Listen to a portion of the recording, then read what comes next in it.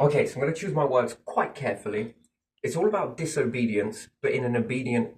No, no, no, because people might take that to the wrong way. No, what does it really matter? Anyway, disobedience, right? What is disobedience? And what's the difference between controlled disobedience versus disobedience, which is chaotic? Do you, am I making sense to the right? Anyway, so what's disobedience? And this is a pattern that seems to have happened throughout the whole of history, and even in modern times as well. So, all right. So the UK, yes. So people that were disobedient back in the UK, whether this is a true story or a wives' tale, would send prisoners to Oz, yes? Australia. I'm going to put that down as Oz. And also there was disobedience that then went on to create the USA, didn't it? Yeah, and there were some people prisoners I should as have done well. that all caps, I think, but that's all right like that in the moment. There were prisoners too, you say? Yeah, some of them, some of people who went there. This has happened throughout history, and then the UK, what, revolted from Russia? Revolted? Well, I wouldn't say revolt, but whatever there was. Come away from Georgia? Well, not in this perfect sequence, but even still, the breakaway from Caucasia, yes? Yeah, Caucasia, yeah, the Europeans came from there. I'm going to just put CC there, Yeah. and then maybe the mountain. Okay, but anyway, even still, we're following the pattern of revolt, disobedience, whatever you want to call it, yes? The disobedience to move from there made massive impacts that Britain grew. Then there was a disobedience to the structure of UK, which then grew Australia. Then there was disobedience from UK, controlled disobedience, this is mind you. Some of it not, some of it is. And then this grew America. America become, could you imagine that? The people that left many years ago to find new lands, created new lands. Yeah. They were not up to date with the rest of the world at the time and then exploded into a superpower. I mean, if you were back then, could you imagine that? Saying to the early Americans, which I don't know if they were called Americans then, but even still, when they moved away from the UK, and then you had some prophets going, America are going to be a superpower and this, and this, right? And how many people would laugh at that? Yeah, they would think that it was land of free, that it's waste and empty at that time, wouldn't they? Good luck. Yeah. Here's some bongs. They're a bit more cleaner than yours. Anyways, you know, people will usually say clean out your bong or whatever it is. Whatever you're taking, can I have double? Can I have triple? In this aspect, you know.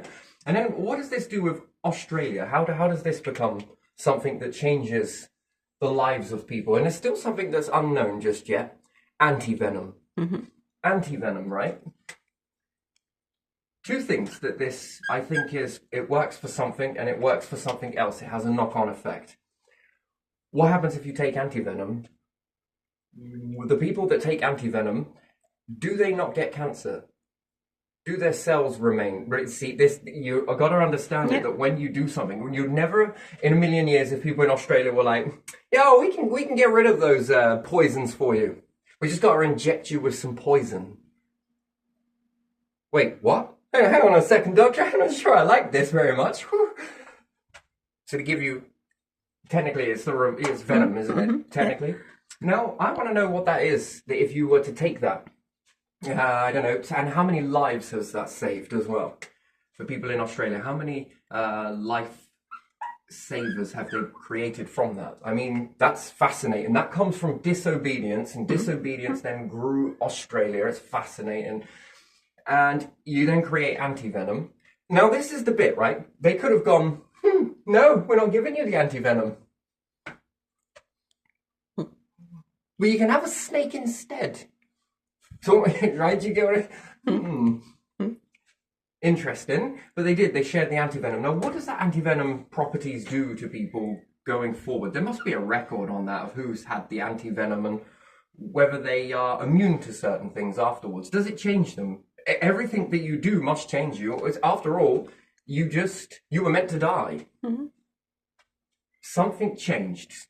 Something stopped that. And then you have another ingredient in you. Now, okay, maybe it washes out, but what does that do going forwards? What did that do to the cells? How does that respond through the body going forwards? And then after X amount of years of studying this, if you think about it, if they're looking, you see patterns don't often reveal themselves until someone points it out and you have another look. And then you're like, wait a minute, there is something here, or no, there isn't, or it excels this, but it removes this.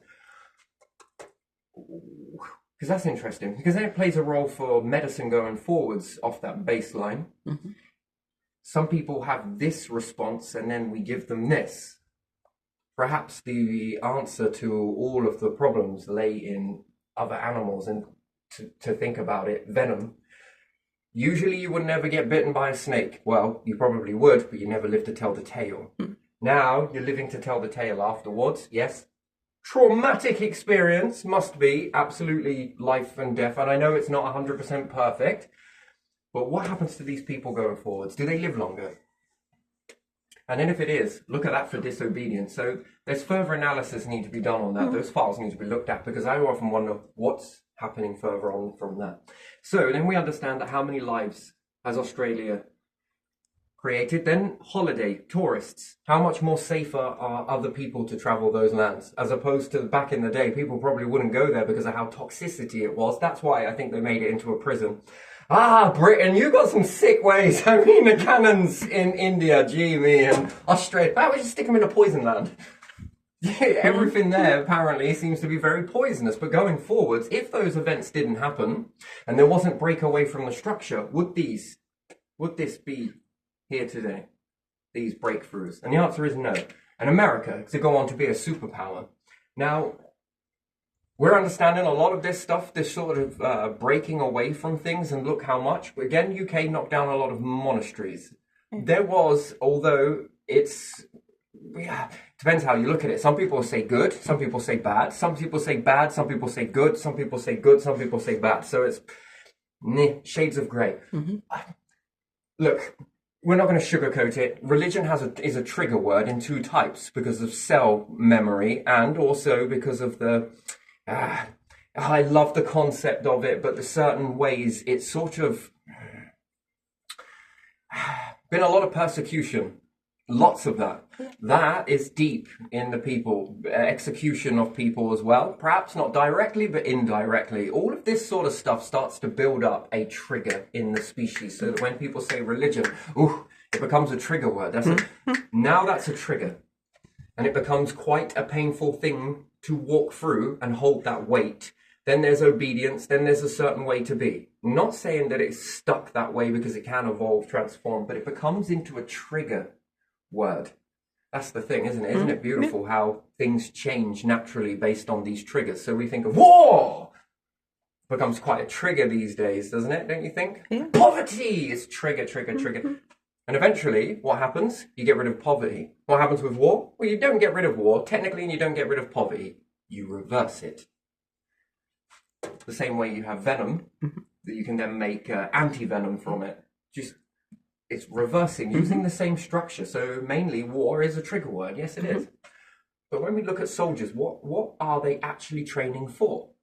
Okay, battles with other nations. All right, that's the old way. But what happens when civilization gets more civilized? What are we going to do with all of these meteorites?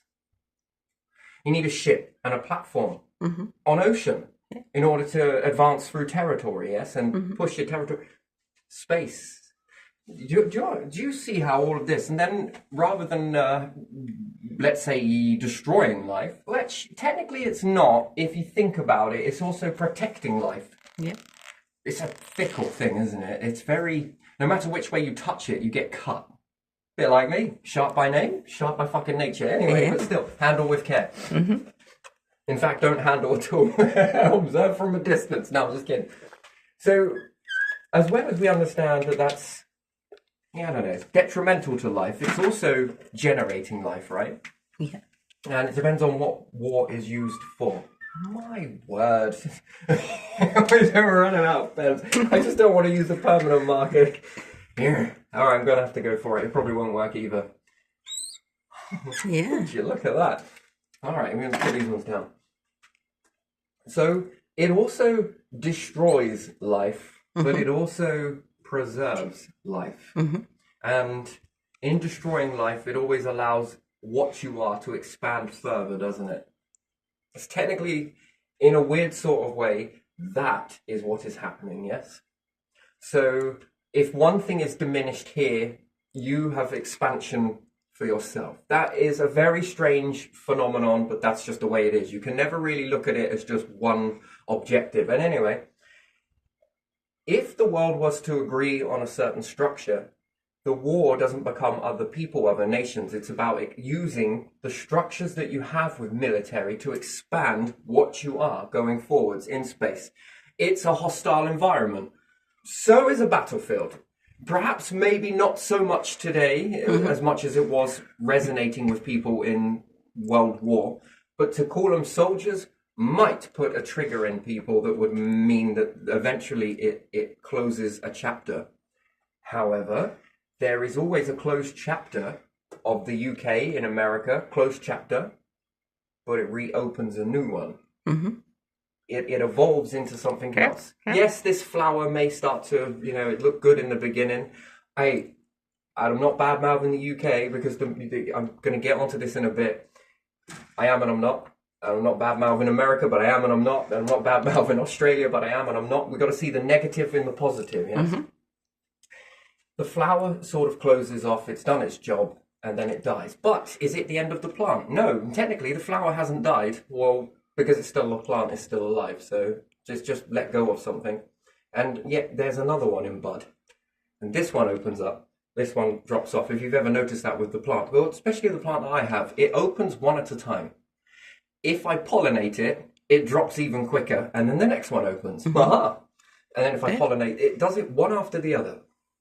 And then if there's and this is another thing that I don't understand either. We look for synchronicities. Well, the plant is a clone. And this is the bit, the sort of invisible link between the two. And it begins flowering everywhere. So the different clones start flowering at particularly the same time, which is quite eerie, but it is a clone. But the flowers opening are all at different...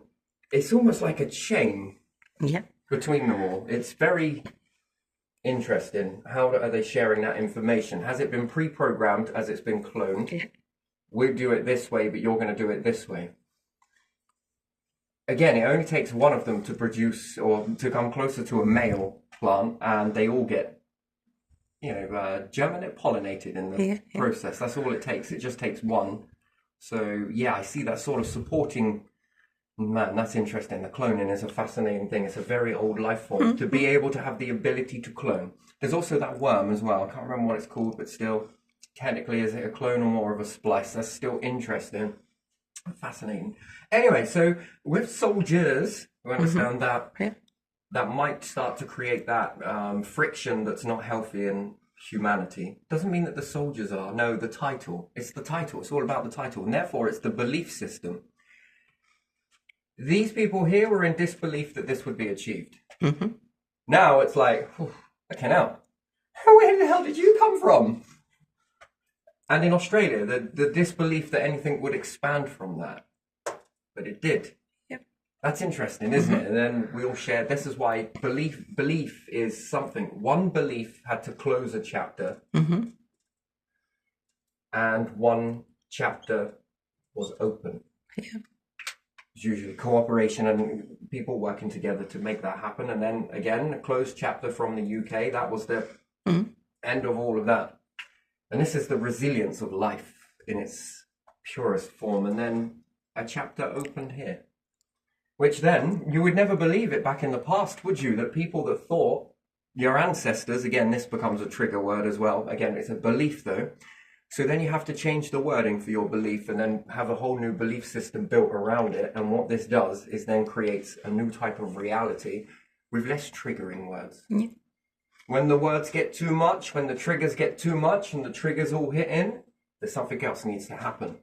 And the universe rewards this. This is the bit that's interesting. So when we see this sort of pattern, and there are many, the EU, Europe, Taiwan? Was it Taiwan? Did they break away? It was Taiwan? Not sure. Taiwan is away from China, isn't it? Broke away and things happened? Yeah, There was and China growth? wants it back, but yeah, it's growth, and now it's kind of separate, sort of. Yes and no. Yeah? Hmm. That's interesting. But it is a bit Hong more than Kong. that. Hong Kong. Yeah. Hong Kong was the main one that was in UK holding for 100 years. Do you know what this does? When I say things like this, it causes a fear response. Hmm.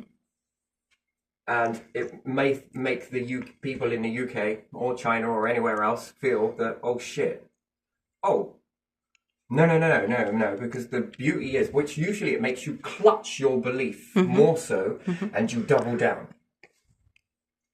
Got to prove you wrong, I'm going to do. Yeah, but that proving wrong is not it. That's not how it works. Anyway, I got to clear the board if I can. I think there's a bit of alcohol under. Do you have it? I do. Yeah, it should work, shouldn't it? It might not. Yeah. Yes, we're going. It's got to go quick because if not, it'll dry out. Oh, that stuff's all right because it's a board marker. Anyway, never double down. That's a wrong move, right? So, do we call it the final frontier or is it the next frontier? No idea. I think it's the next frontier. Final frontier is not here yet, is it? Oh, is there a final frontier? That's another question entirely. Anyway, right, good, wonderful. Now if this will write on here, dry off, evaporate actually, so technically is it really drying? It wasn't water, so it's not wet. Anyway, so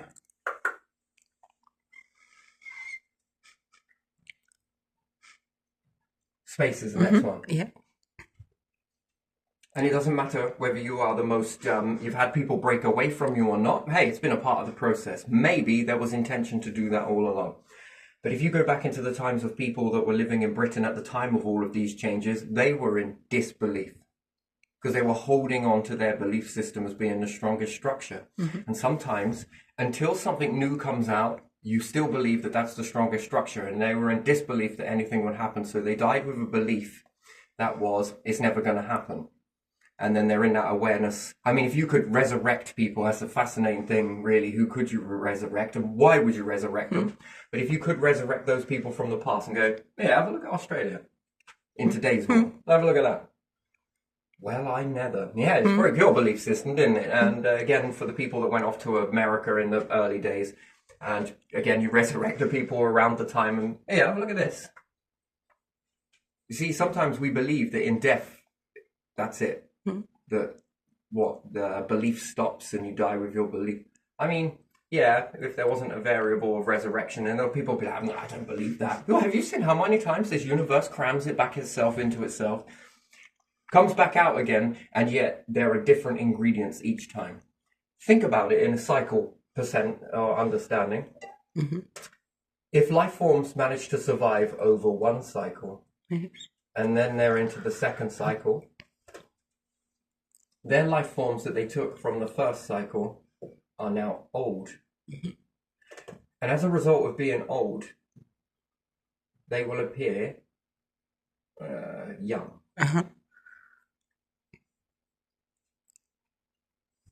Yeah. Can you imagine that? To be young when the universe is old, but to be old when the universe is young.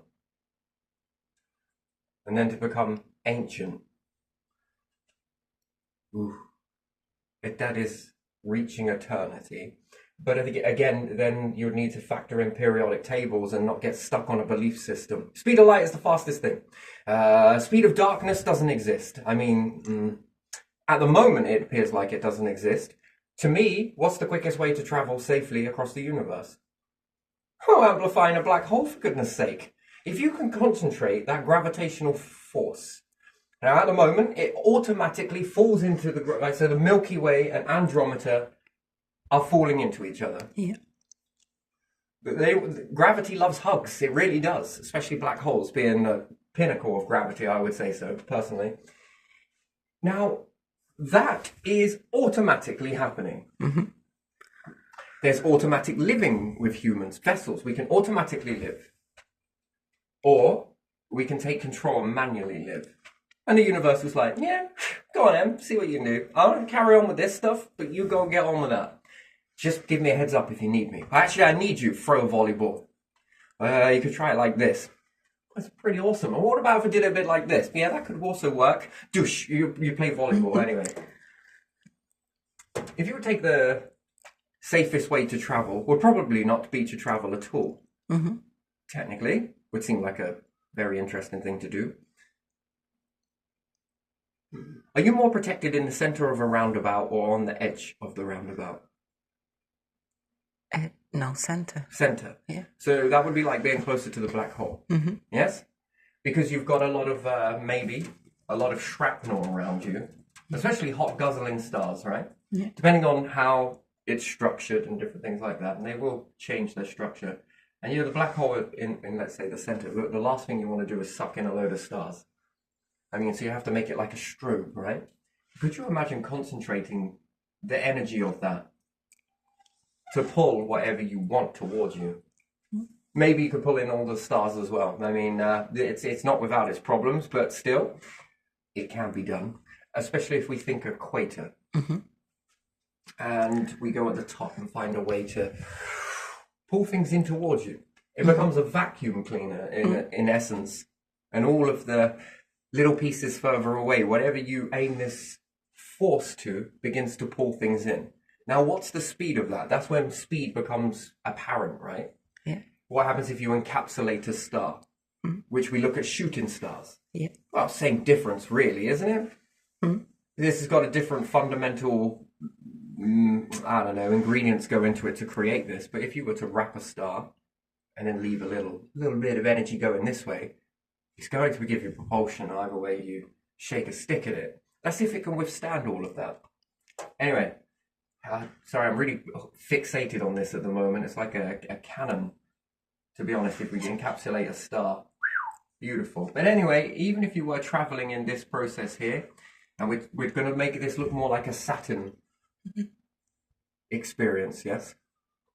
So if we think of the galaxy like Saturn from the side, and all of the rings on it are the stars. Mm-hmm. So you would go above Saturn in order to pull this, concentrate this force, yes? Mm-hmm. Before bending space, maybe it's not possible, but making things from stars will probably be the first step. Then you can make some stuff that is pretty strong. And case a black hole, which seems impossible, seems absolutely impossible right now, doesn't it? But then if I were to resurrect hunter-gatherers and say, look how much they dominate this Earth. Look at what they've done. Look at how much food there is. Look at all of that. Do you know what? This is a supermarket. I mean, their brains, if could process that much information, were probably too much too soon. Probably they'll be rocking in a corner somewhere, kissing your feet, saying, this is heaven. I know. It is, isn't it? Look at this. This is wonderful. But to everyday people here, this ain't heaven. Mm-hmm. Wait, what? But it's everything I ever wanted. Yes, and it was achieved. You think about what you could do with this, and then their insight would come into that. Anyway, assuming that it was Saturn, and in some weird and wonderful way, we make a spout. It's weird, but still, and all of the gravitational pull from this is concentrated into this area here, assuming that you can pull a lot of things towards you, and if you were orbiting around this zone here, how protected are you? Mm-hmm. Well, if anything comes in at very fast speeds, because no doubt it's going to shift too, and also whatever's coming towards you is going to shift as well. Maybe it just starts sucking in galaxies. Has a consequence though, because it speeds up the... you got to be wise with stuff like this. That's why there's a learning journey, because yes, you don't want to suck them in. Mm-hmm. And again, for it to travel very quickly has a cost, because it's going to be taking a lot of stuff with it. And the stars, some of them are going to get destroyed in the process, depending on how fast it's traveling. But all of those little bits that you to travel that and to hit into these objects causes colossal damage, which is an interesting thing. Mm-hmm. But this way keeps you very protected, and it brings in more resources in this aspect. If you could do it, that's just if. Bottling a star, oh man, this is fascinating. It acts like a shooting star. Can you imagine that? And again, it would have to be done in such a way that was, again, indestructible, nigh on indestructible. It's not going to melt. It can take the bombardment, and it must be able to open up a moment's notice. Because if you're traveling quite fast, yes, you can slow this down. And again, would you experience as much inertia? Do you feel the orbit around your black hole? Trick question, because you'd have to be off it in order to feel it. Do you feel the gravity? Do you feel the rotation of the planet? The answer is no. Do you feel the rotation of the star? Do you feel the star's orbit? No. You just Do you feel the see black if you hole's look. orbit? No. Interesting, isn't it? It's almost like we are anti-inertia already pre-built. A star that goes very quickly is interesting, and you have to control it. The last thing you want to do is have this thing just spin around, which can be cool. It makes a pulsar. But anyway, traveling this way also reminds me of the sperm.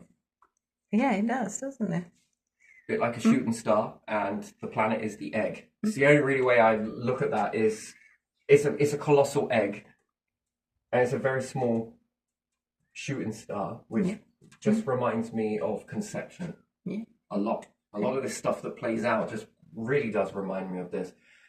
I'm not really sure what this whole process is, the merging, almost like reverse of twins, but also twins in its own right. Sort of like takes non-binary and makes them binary. Hang on. Takes non-identical and makes them identical. Oh my days, that's kind of in reverse of that process, but even still, this process here is fascinating. And then it seeds the planet. It alters the life forms on there. It creates life, depending on what comes here. It also destroys life, and that's another thing that comes back full circle into disobedience. Obedience would be the planet never experiencing any meteorites. Disobedience is, well, a few got through. And yes, a bit like war, I suppose, where it's going to attack something and it's going to diminish. But it also allows something else to rise in its place. That's a very fundamental thing, that there's that change process. And again, it comes from the seed into the egg. And yes, with stars traveling, if you can make them with a lot of flaps on them, it's the only way I can explain it, like loads of windows, so that when you want to be stationary, these all open, but it doesn't lose the structure. And then it allows the energy to Go through. yeah, which then keeps you sort of suspended. I wouldn't say fully, because once you break away from that force, and again, if this is really strong stuff, it's going to be meeting a bombardment anyway. So again, at the front, you might want to make something colossally strong out of the content that you've made anyway, which would be you've amplified stars, probably give them more pressure, more heat, more ingredients. And then how far can you push that extra versus how far you can push that extra determines the results at the end. Pop it like a balloon inside paper mache. And then there's a different ingredient. And again, keep going. And then what happens if I add this now?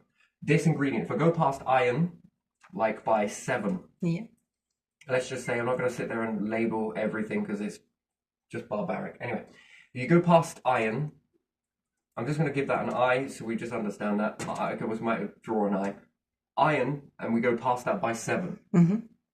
And now there is a small but very quantable amount of this new substance. Then when you come to the next star, and you insert this at the right time, increasing the heat, it should double this. If not, it might be able to go more forwards. Then we're going to add in more heat, more this, and then you push up 7, then becomes 14 past that. Sometimes it's soft, sometimes it's hard. Oh, it's not perfect, just 7, by the way. It gives a verity. It does give some of the periodic table backwards, and it does give some of the ingredients, but it's more abundant in this ingredient for how long it can last for. When it reaches iron, it fails. That's at the moment, but it can evolve a little bit more further than that. But humans can make it go much more. Well, any life form can, actually, if they're willing enough to do it. See, disobedience changes the outcome. And then, with these new ingredients, what are the tools you can build with that? That's the next question. If all of the tools that are on the earth have been created from rare... Wait. I'm not in that part of the brain for spelling. I really am not. R-A-R-E. R-A-R-E. R-E, There we rare. are. Yeah. I'm going to do something else anyway. I'm not in that area, and to access it is a pain in the ass. Anyway, so from all of that tools,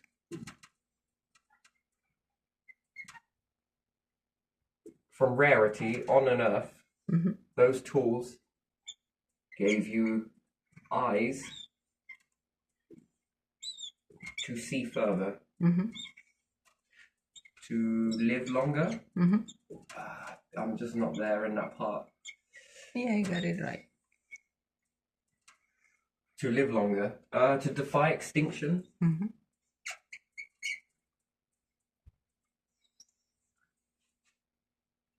And that's from rarity. Yeah. That's from scarcity. That's from less. Yeah. And the tools gave you the eyes to see more, to live longer, to fight extinction from rarity. That's interesting. Saved lives, helped in diseases, fighting up back against these. Factor this into this new periodic table, and now you've changed the elements a lot more. Okay, they start off rare in the beginning, but they're not as rare as this. Again, it all depends on your species. If you're bigger, the rarity appears smaller, so it seems even more rarer. That's an interesting thing, isn't it? But if the numbers are the right ratio, this can you see, on Earth, we learned to explode beyond the boundaries. Yeah. As humans, we exploded beyond the boundaries, and it shrunk everything by comparison. But it was those objects that seemed abundant in the beginning that expanded you to what you are now, which is capacity, and then it's overcapacity, and then these things become rare by default. Yeah. When you reach again, you expand again. Mhm. You want to be ahead of that curve. That's the curve to be ahead of. So, although you've made this much, and your civilization might at the time be this much, if you double it to this much, and then maybe only just be twice the size, but still, it's only a dash in this one, then you'll know that you can build your abundance slowly but surely until you have something that is colossally big. Doesn't mean that it lasts forever, but life forms reach a buffer zone where they cannot have any more. Not children, but it's not about that. They reach a buffer zone, it naturally buffers out. Where there's place to expand, they expand. Where there isn't, they don't. It sort of reaches this limit. It's interesting. It's a reversing extinction as well. Yeah. When they get past a certain threshold, it is very difficult to sustain. And when you get to a certain size, it's not difficult to sustain in the same aspect. It reaches the zone of that's full capacity at full breeding ratio. And it seems to then give you a rough guide. And again, double that, triple that, quadruple that size, and then before you know it, you've got more abundance than you will ever overpopulate, just in case that doubles, triples. But what it does is it gives you more resources to do what with? Become old when this is young. Yeah. And with the bacteria and everything else and all of the building blocks and more that you would learn, if you collect those become time capsules. Yeah. Interesting. Time cap. What happens if you seed that? Now, with more eyes, more to see, you're living even longer. Extinction is no longer a thing.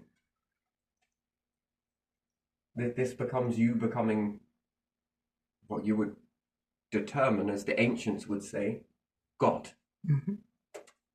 Apostrophe S, because how many from the time capsule, the life forms or the precursors of life, how many people have the opportunity to guide these in different ways? And then if you've got a backlog of resources plus tools, you probably wouldn't give them the knowledge to play around with a star. It would be like giving an infant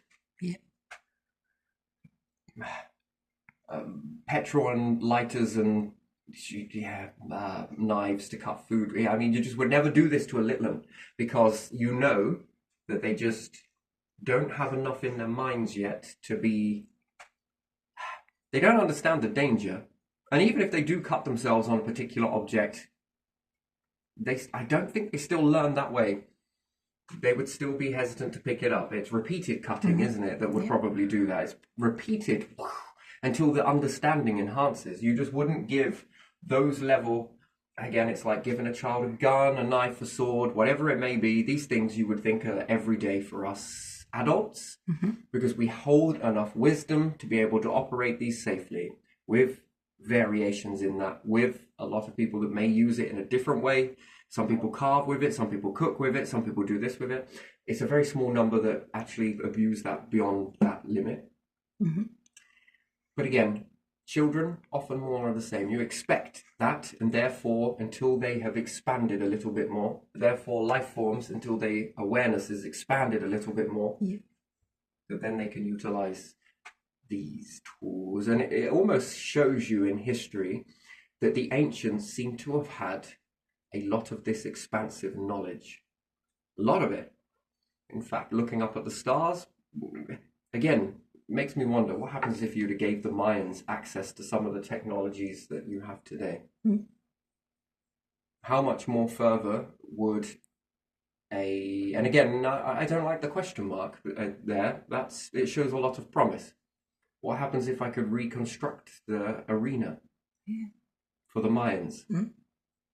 Aztecs, different things like that. Now I'll ask that question now and factor it into today. Take a little bit of today and put it into there. Take them back to a time when they're walking into this, and at the right time give them the awareness to unlock the same thing that humans have today. This one, in which you would say a parallel universe, it doesn't actually have to be parallel. It can be in this one, but further away. And they begin to grow with that knowledge. What would they do with that? Are they really ready for it? That's the question. Never mind being ready for it. Are they going to use it? The answer is yes. That's predictable. But where they go after that, again, remains a variable in the process. But again, it enhances a little bit of knowledge. And then maybe they do some things that can take a little bit of that information and then pop it into Earth structure. Yeah. You know, sort of cooking these pots from one to the other. Would you ever want to be anything like that?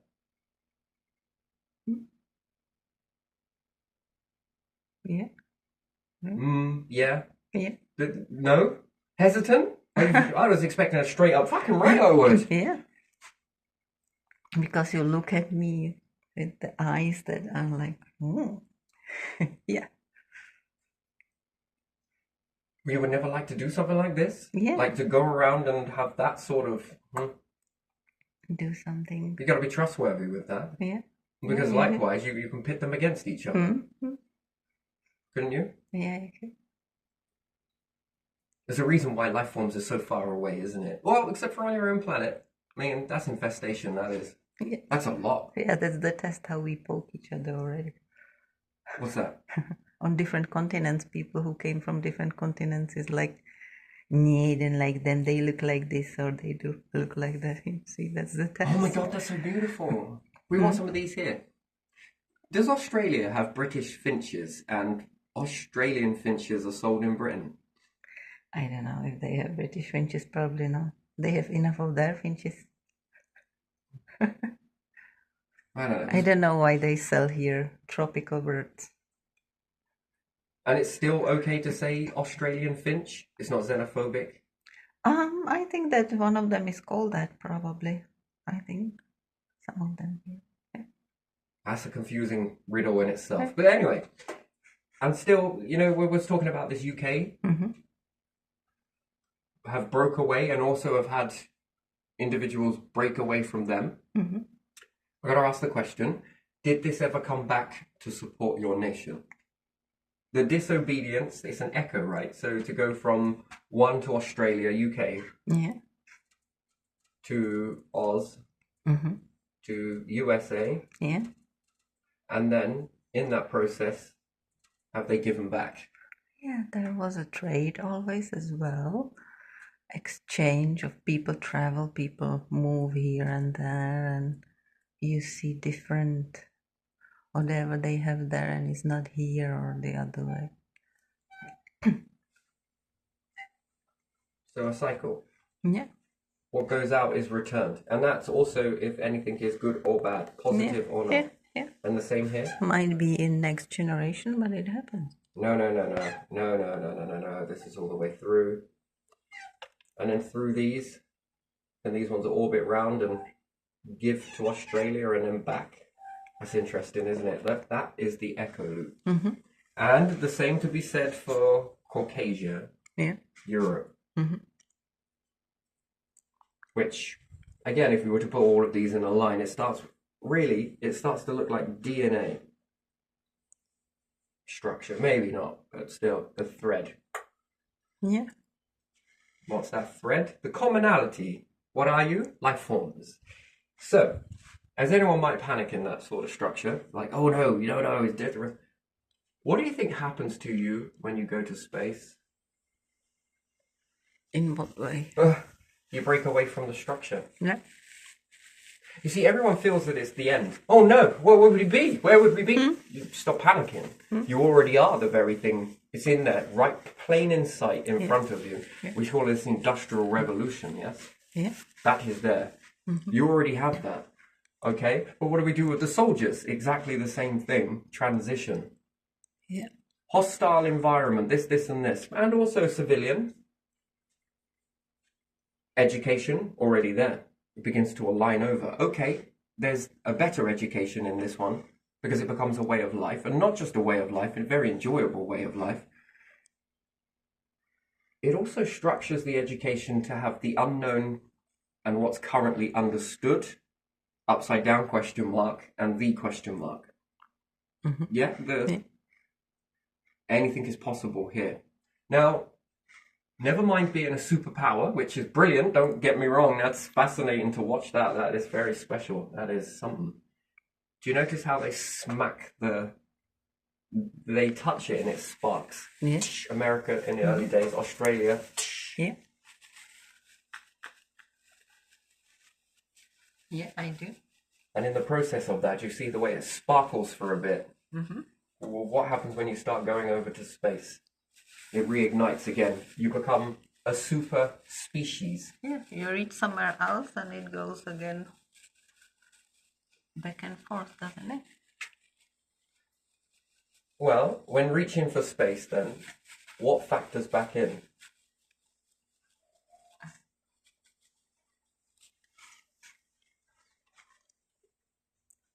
You bring in something that you don't have.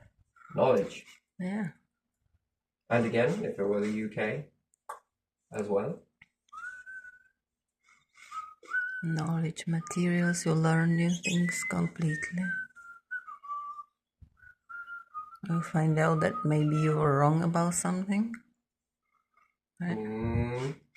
And No, it's not the echo like loop that when you push out, something comes back. Yeah.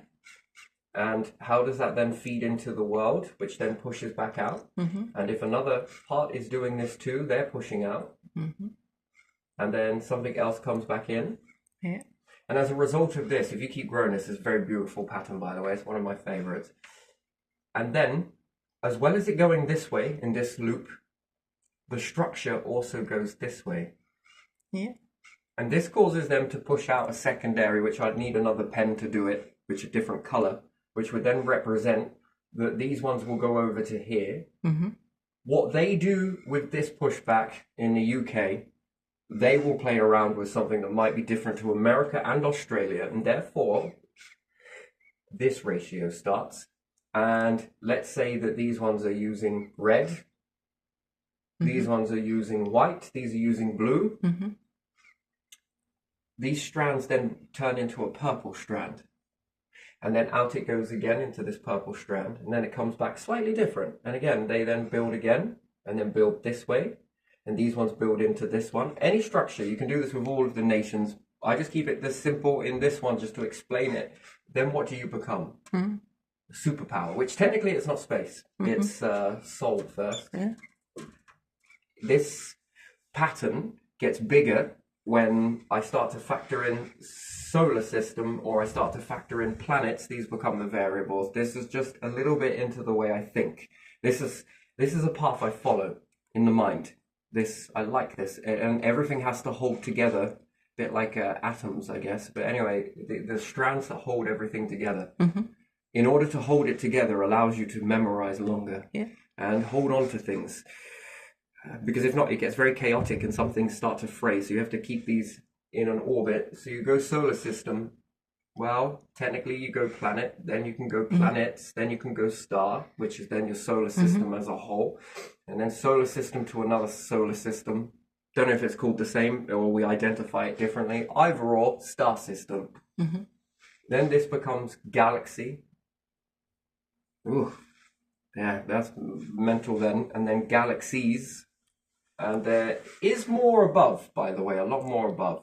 What do you think everything is dancing around? Dancing around. Trick question. I'm just going to leave it there. What do you think everything is dancing around in space? I don't know, some structure in the middle? There's some structure in the middle. That's interesting. How many of these structures in the middle are there? I don't know. I have no idea. Yeah, because the universe appears to be quite big, but it's bigger if you could see more. But what can you actually see? Exactly. Unlimited tools. Anyway, this then begins to grow, and what happens is, it begins to shrink down. Let's say planet might begin to shrink down. If you're mining resources, these begin to shrink down, but you begin to expand. It's the pattern of the universe from gases to matter.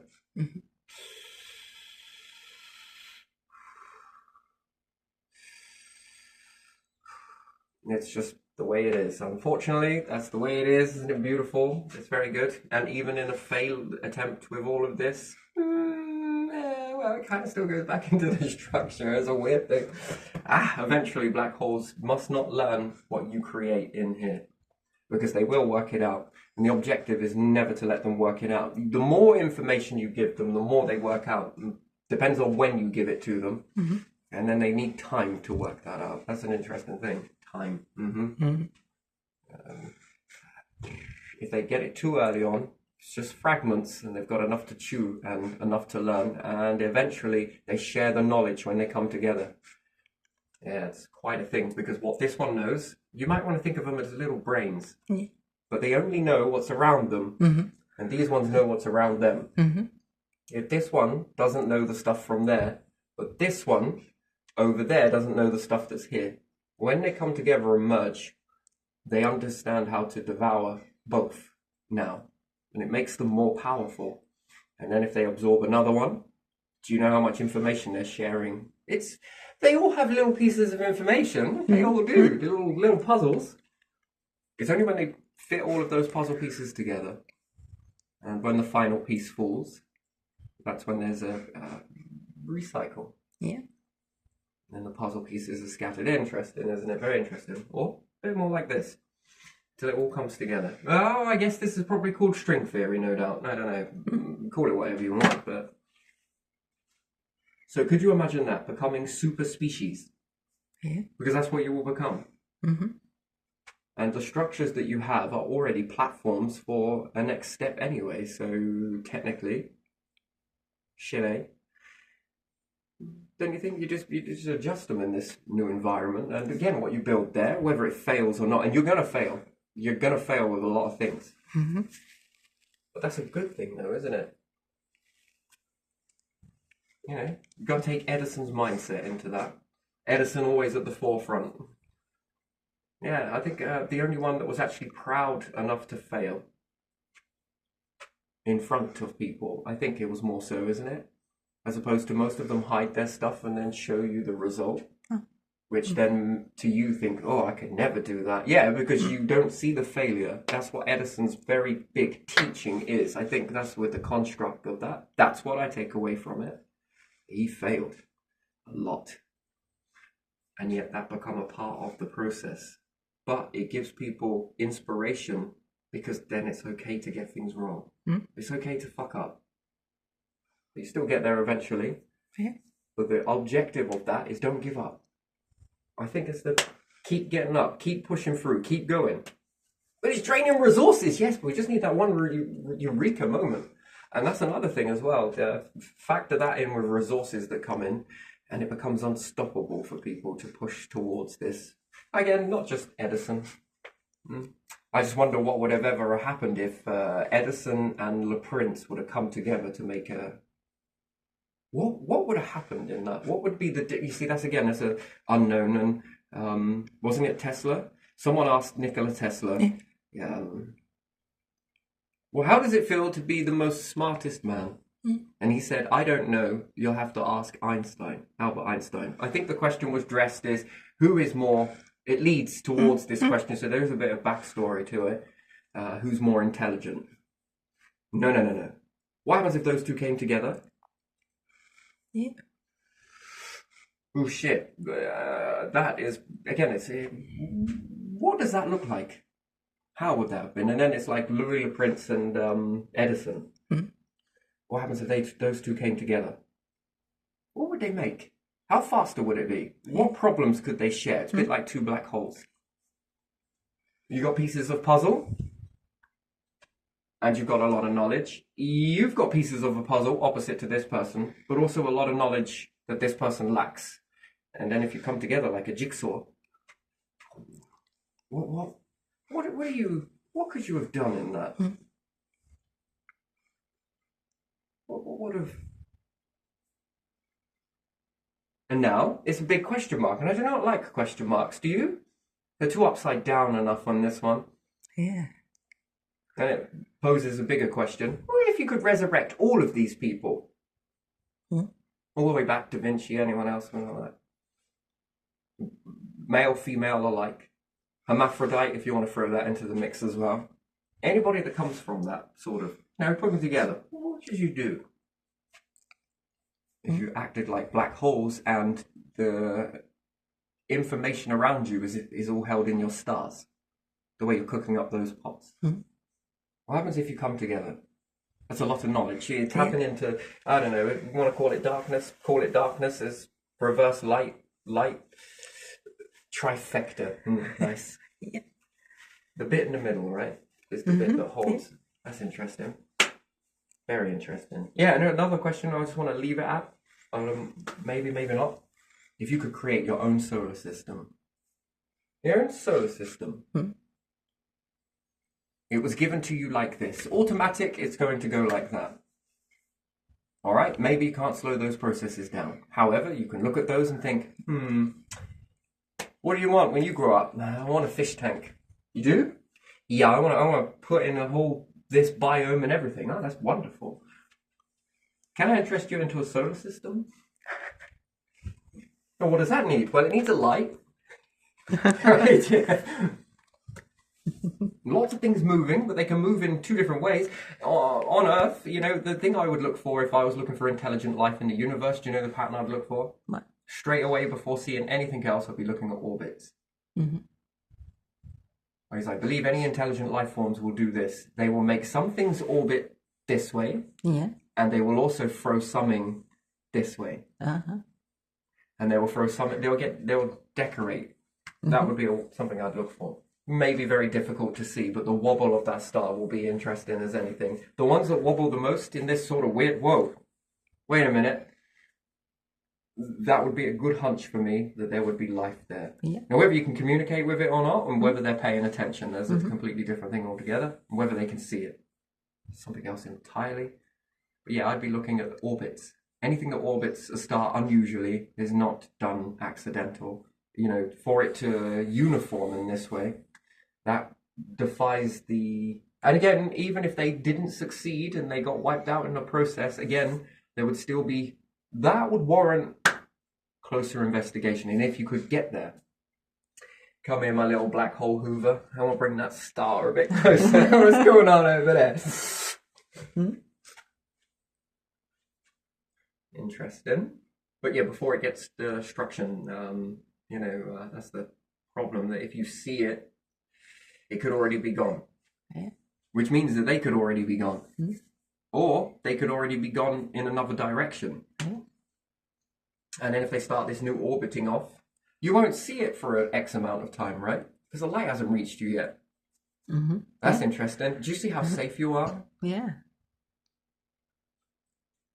And then you are already somewhere else. If it's far away. You see? Yeah. At the moment, the Earth infested. It's almost saying, how would you plant this garden? Would you spread it out? Would you tame it down? Would you keep one part wild? And in the process of doing this, I don't know, let's say we've got 9 planets. Perhaps that's not true, because we've also got moons, yes? So what is it, 8? Yeah. 9? Whatever. Pluto, yes, no. But then we'd have to add in all the rest as well, wouldn't we? And the little ones in this belt here, and maybe some of those over there too. Yeah. So yeah, anyway, let's just say, for argument's sake, there's 12 orbiting bodies around here. What happens if you could turn that into like 33 and put different life forms on different planets? Sure as shit, yes, some of them like it nice and cold. Their Goldilocks zone is not your Goldilocks zone. Theirs might be slightly further away from the star. Yeah. Where you think polar bears and different things like that. Penguins, king angry penguins. Maybe they don't like it, maybe they do. Actually, they've grown really accustomed to that. So their Goldilocks zone is slightly further away. Lizards? Warm-blooded? Cold-blooded? Where's their Goldilocks zone? Now imagine you could make all of this, and what's more, being able to be further away from the star, but utilizing more energy to make it bigger, or to make the impact of it more. Then you would need lenses, wouldn't you? Orbiting lenses around the star, which would be quite a fascinating thing.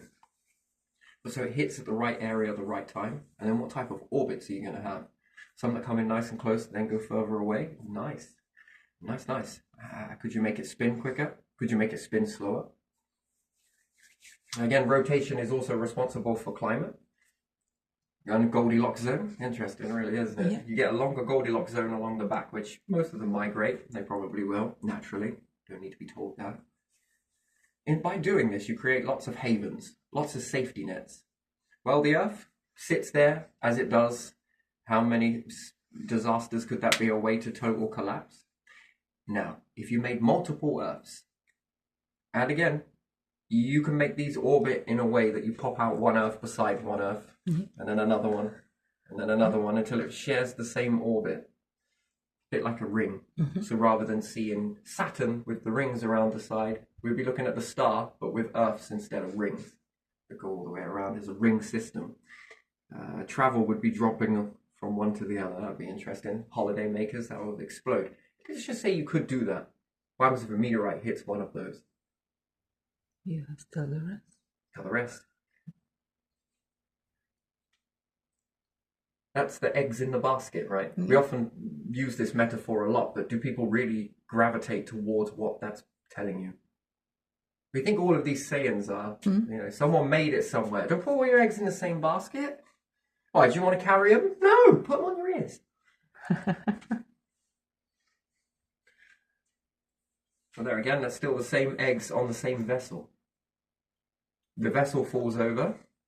That's a lot of eggs gone. Yeah. If you spread them out, not everyone might not fall over. Maybe a few will trip over on that bloody branch, but, we're still going to eat. Yeah. Eggs in the same basket. No, that's more like humans, life forms on the same planet. Yeah. What are we waiting for? Armageddon? An accident? Accidentally on purpose, said the universe. I've been waiting to put my brush all over your shit. Chop chop! And then there's one particular ring system, and then verse this up a little bit more. Again, it's not 100% safe, don't get me wrong. The star goes, that's the legs in a basket. Now do this to 2-star systems, maybe 3. Ooh. If you could understand how to create a star, what if you spoon dripped it bit by bit? Well, you'd make the star live longer, wouldn't you? Well, it's enough to do this. We just need to get a little bit more closer to it and move back as we grow the star. This gives us X amount of years, which then means that we can indefinitely, for this amount of time, survive this star. But while we're there, and there's nothing quite like rocking the boat, I want to sink it, capsize it, refloat it, fly it through the air, send it into space, orbit around the moon, and come back into the water again. That type of rocking the boat we're on about here. Maybe fly it through a black hole, get pulled apart and then re-put together again. Anyway, what happens if you then get another star system like this? And now we've got 2, now we've got like 600 Earths. I don't know about you, but dominating a planet, it seems like so 1950s these days. God, when are you going to get into the year 2020s? Come on. Which is what about it? It's not world domination anymore, it's planetary domination. But anyway, still tricky. And then there's leaching gases. Yeah. That's another one. Mm-hmm. And at what time do you want to unpack all of this stuff? Do you do it around a star that's been around for a bit, or do you go to a nebula and unpack this shit around one of those? Because it's a younger star.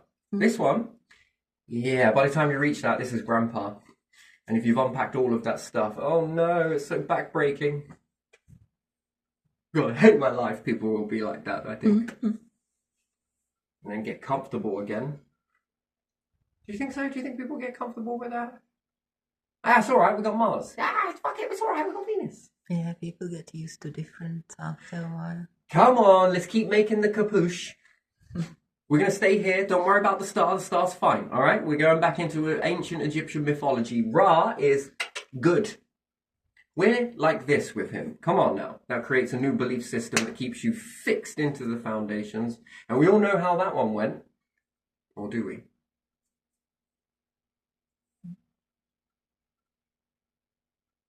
Interesting. And then there's another thing with life forms. How do you know you haven't already met your demise? You don't. Yeah, that's interesting, isn't it? What if this is reversed in time? Perhaps not in time, not the way you think it.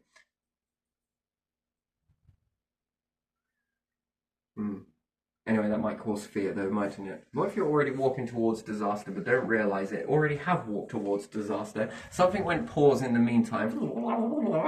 Okay, they're dropping a variable. Here, bring another. Actually, send the whole troops, will you?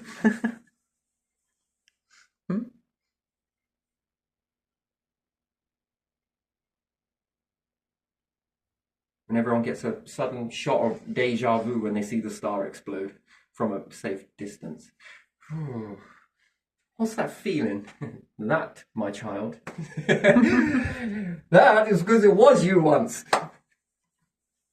You walk straight into the star. Hunter-gatherers in spaceships? I don't think so. It's like giving the kids something. Anyway, right, so we're going to leave this one here. Yeah, we are. And yeah, beautiful. The patterns. This. Breaking away. Disobedience, but controlled disobedience. And disobedience that in order for something to come back. Yeah. It's beautiful, isn't it? Mm-hmm. Did you like that? Yeah. It's a disobedience with creative essence. Vision. Okay. Where you want to leave something, but you want to still create something different. Create. I like this soup, right? It's pretty good. But I just feel it's missing something. Like what? I put a lot of energy into that. I know you did, Edison. It tastes very good. Can I just borrow this a sec? Yeah, I'm going to cook my little dinner here. And now I'm going to have a soup gravy. Try these together. Oh my days. Oh, it's really good with a potato. I've never added roast potato with mash. Oh my God. Oh, it's like a whole roast dinner. But now the gravy is not gravy. It becomes a soup. Yeah. That's pretty good, isn't it? Mm-hmm. Got a bit of intolerance to wheat. You know, have you ever tried adding soup to it? Because that is technically what it is, isn't it? Anyway, but there's two things coming together, then create an experience that's quite, never done that before. Create something more. Yeah? Who would have thought putting pineapple on pizza? Yeah. Yeah. Have you got any apple? Why? You want to put some apple on there? You're crazy. Oh, you have no idea. That's the only thing you not agree to. I like that. It means I'm on track. Yeah, there we are. Gonna leave it here. Yeah, that's it. We'll just wind that one down. Good. I like that.